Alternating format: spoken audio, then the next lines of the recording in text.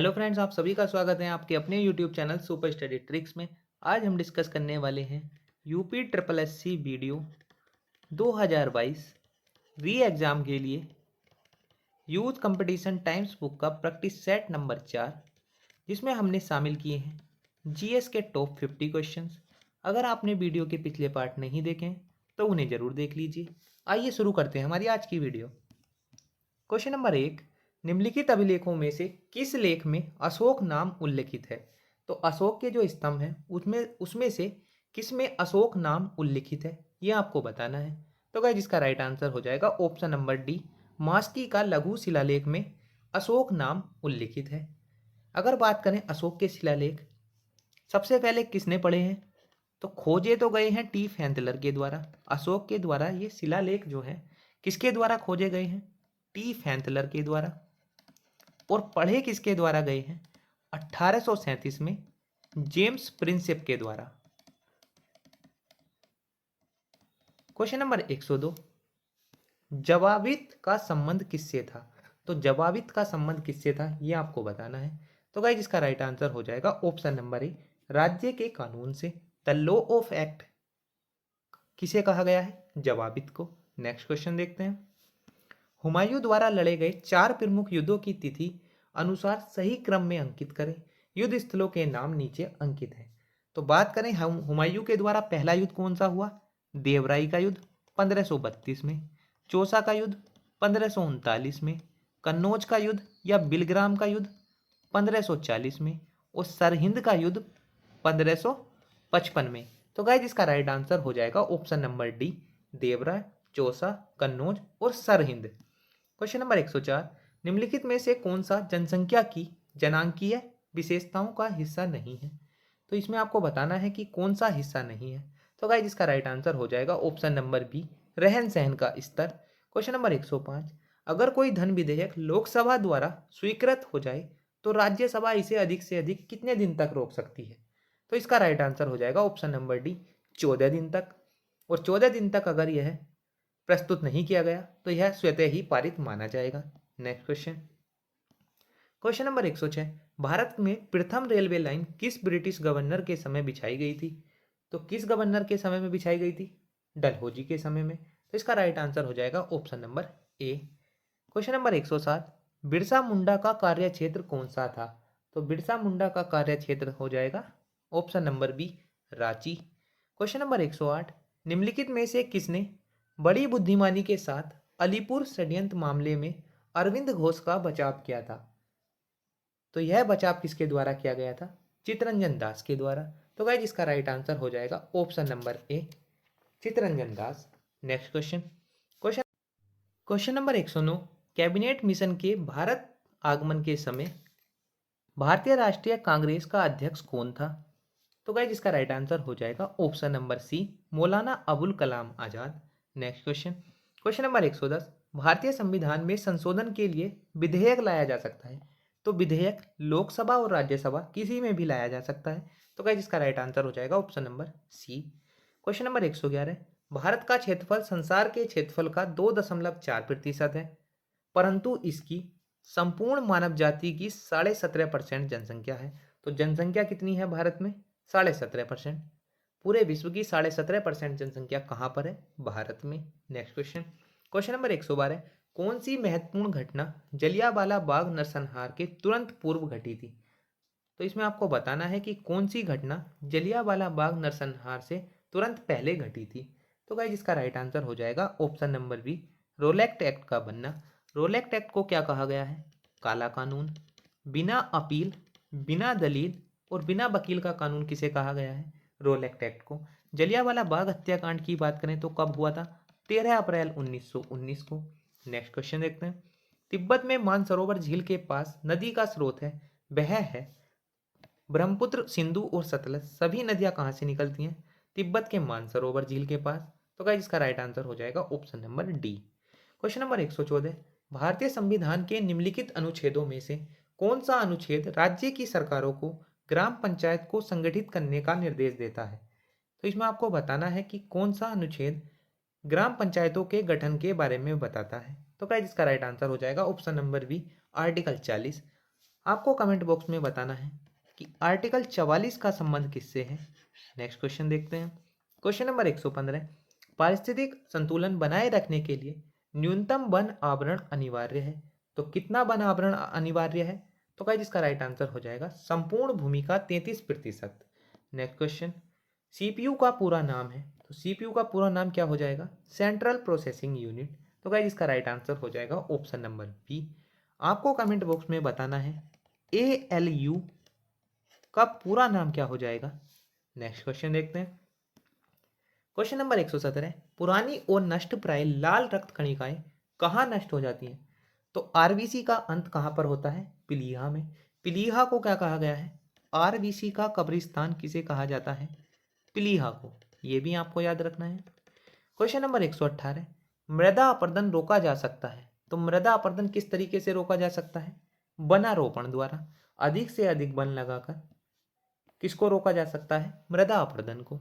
Next question, न्यायिक पुनरावलोकन का अर्थ यह है कि उच्चतम न्यायालय, न्यायिक पुनरावलोकन का अर्थ यह है कि उच्चतम न्यायालय किसी भी राज्य के कानून को अवैध घोषित कर सकता है। तो गाइस इसका राइट आंसर हो जाएगा option number D. Question number 120, 1 रुपए के नोट पर किसका हस्ताक्षर होता है?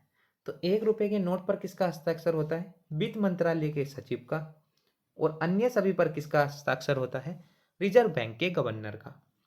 क्वेश्चन नंबर 121, निम्नलिखित में से परजीवी पौधे की पहचान कीजिए। तो इसमें परजीवी पौधा कौन सा हो जाएगा? ऑप्शन नंबर बी, अमरबेल। ऐसे पौधे जो किसी अन्य पौधों से घनिष्ठ समागम स्थापित करते हैं उन्हें क्या कहते हैं? उन्हें कहते हैं परजीवी पौधे। नेक्स्ट क्वेश्चन देखते हैं। क्वेश्चन नंबर 122, मनुष्य के शरीर में पैर की हड्डी कैसी होती है? पैर की हड्डी होती है ठोस। तो गाइस इसका राइट आंसर हो जाएगा option number C. Question number 123, पौधे के कौन से भाग से हल्दी प्राप्त होती है? तो हल्दी किससे प्राप्त की जाती है? तने से। तो इसका राइट आंसर हो जाएगा ऑप्शन नंबर डी, तना। नेक्स्ट क्वेश्चन देखते हैं। पद एमबी का प्रयोग किसके लिए किया जाता है? तो एमबी का प्रयोग किया जाता है मेगाबाइट्स के लिए। एमबी का प्रयोग किसके लिए किया जाता है? मेगाबाइट्स के लिए। आपको कमेंट बॉक्स में बताना है कि जीबी का प्रयोग किसके लिए किया जाता है? जीबी का प्रयोग किसके लिए किया जाता है? क्वेश्चन नंबर 25, एम्फीबिया बताता है। तो एम्फीबियन आपने सुना होगा। एम्फीबियन किसे कहते हैं? उभयचर को। तो ऐसे जीव जो जल एवं स्थल दोनों पर रह सकते हैं क्या कहलाते हैं? एम्फीबियन। नेक्स्ट क्वेश्चन देखते हैं। क्वेश्चन नंबर 26, निम्नलिखित में से किस विटामिन में कोबाल्ट होता है? तो कौन से विटामिन में कोबाल्ट पाया जाता है? विटामिन बी 12 में। बात करें विटामिन बी 12 के रासायनिक नाम की तो वह हो जाएगा साइनोकोबाल्मिन। ये आपको याद रखना है। साइनोकोबाल्मिन किसका नाम है? विटामिन बी 12 का। गन्ने में लाल सड़न रोग का प्रमुख कारण क्या है? तो गन्ने में लाल सड़न सड़न रोग किसके कारण होता है? कवक के द्वारा। तो गाइस इसका राइट आंसर हो जाएगा ऑप्शन नंबर ए, फफूंदी। क्वेश्चन नंबर 28, भारतीय सब्जी अनुसंधान संस्थान कहाँ स्थित है? तो भारतीय सब्जी अनुसंधान संस्थान, इसे आप इंपॉर्टेंट मार्क करना, यह कहाँ पर स्थित है? वाराणसी में। तो गाइस इसका राइट आंसर हो जाएगा option number D, Varanasi. Next question देखते हैं। सेब के फल में खाने योग्य भाग है। तो सेब के फल में खाने योग्य भाग कौन सा हो जाएगा? ऑप्शन नंबर बी, गूदेदार पुष्पासन भाग। नेक्स्ट क्वेश्चन, निम्नलिखित में से ऊर्जा का कौन सा स्रोत व्यावसायिक स्रोत नहीं है? तो ऊर्जा का कौन सा ऐसा स्रोत है जो व्यावसायिक स्रोत नहीं है? तो गाइस इसका राइट आंसर हो जाएगा option number D, biogas. Question number 131, हरित गृह प्रभाव का अर्थ है।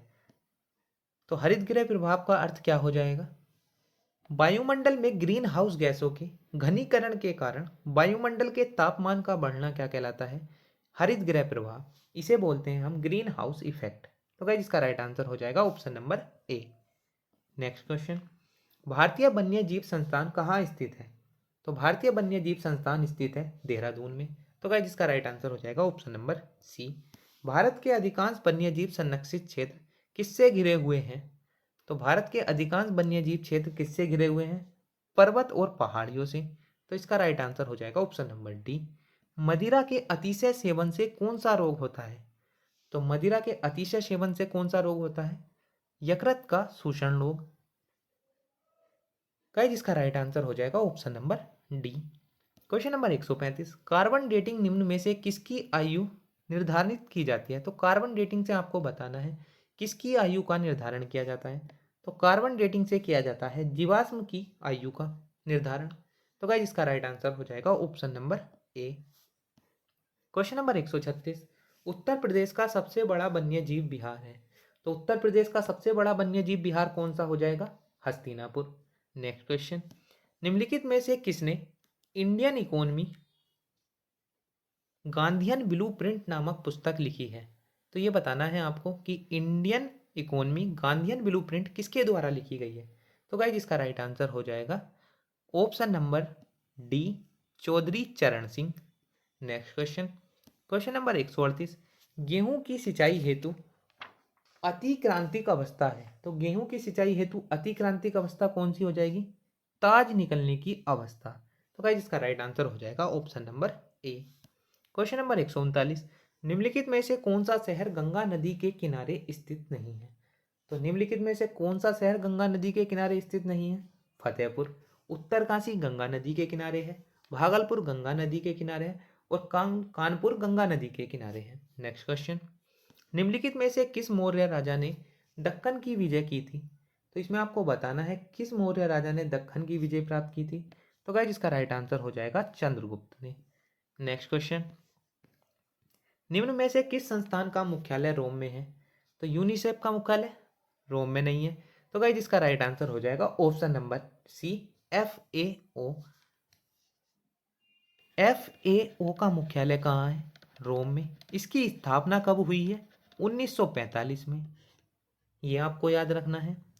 नेक्स्ट क्वेश्चन देखते हैं, बैंक दर में वृद्धि सामान्यतः इस बात की ओर संकेत करती है कि केंद्रीय बैंक महंगी मुद्रा नीति का अनुसरण कर रहा है। तो गाइस इसका राइट आंसर हो जाएगा option number D. Next question देखते हैं, निम्नलिखित युग्मों पर विचार कीजिए। तो एक तरफ आपको राष्ट्रीय उद्यान दिए हुए हैं और एक तरफ उनसे निकलने वाली नदियां हैं, किस नदी के किनारे स्थित है? तो कार्बेट राष्ट्रीय उद्यान यह गंगा नदी के किनारे न होकर किसके किनारे हो जाएगा? रामगंगा नदी के किनारे। तो ये गलत हो जाएगा। काजीरंगा मानस नदी के किनारे नहीं है, ये भी गलत हो जाएगा। साइलेंट कावेरी नदी के किनारे नहीं है, ये भी गलत हो जाएगा। तो गाइज इसका राइट आंसर हो जाएगा कोई नहीं। नेक्स्ट क्वेश्चन देखते हैं, निम्नलिखित में से कौन सा भाग वनस्पति और जंतु दोनों ही कोशिकाओं में पाए जाते हैं? तो गाइज इसका राइट आंसर हो जाएगा कोशिका कला, कोशिका द्रव्य और केंद्रक। ये वनस्पति कोशिका और जंतु कोशिका दोनों में पाए जाते हैं। नेक्स्ट क्वेश्चन, वह कौन सा यौगिक है जो सफेद ठोस है और जो वायु से जलवाष्प को अवशोषित करता है? तो इसमें आपको बताना है कि वह कौन सा सफेद ठोस है। तो गाइस इसका राइट आंसर हो जाएगा option number B, calcium chloride.